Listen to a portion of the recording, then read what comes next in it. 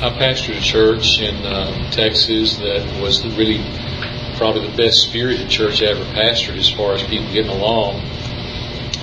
But we kept coming up with big votes every 6 months or a year about some kind of initiative to reach the community or to put new fingers out into the community, and it always ended up being the vote would be to do what would protect us or protect our building or protect our money. And finally, after that happened, they were pretty substantial things in my mind. And after that happened about the third time in a 2-year period, I realized something's not right here. I didn't hate these people and they didn't hate me, but we were on 2 different tracks, and I might as well get on a different track. And so I began to pray and ask and seek and knock earnestly for something to fit me better. And that's when I made the leap. In my private life, I did an interim pastorate for a year, and then after that I was free to go to church anywhere I wanted to, as long as it was a Baptist church. And I got to poking around, thinking I wanted to do a truck stop church, because I lived in an area with a lot of truck stops. And so me and a couple of other guys started a truck stop church out on I-20 for a year. They stayed with it, and I still had a hunger for something different than that.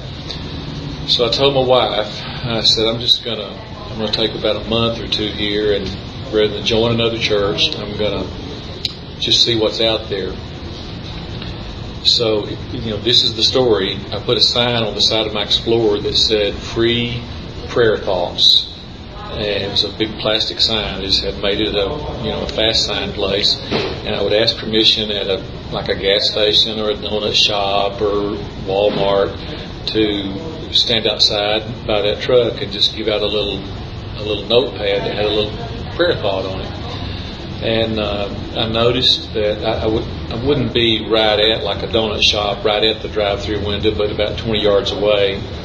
And I noticed that 9 out of 10 people would stop and take it and want you to pray for something. Their daughter's flunking algebra, or their husband drinks too much, or whatever. Well, I did that about 6 weeks, and I ran across a guy at Whataburger that said, I've been wanting to have a little church or do something like that, maybe in the park. I said, let's do it.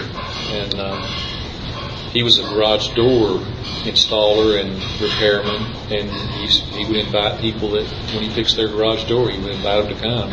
It started out with my wife and I, and he and his little girl. And it was 4, and then it was 6, and then it was 9, very slowly.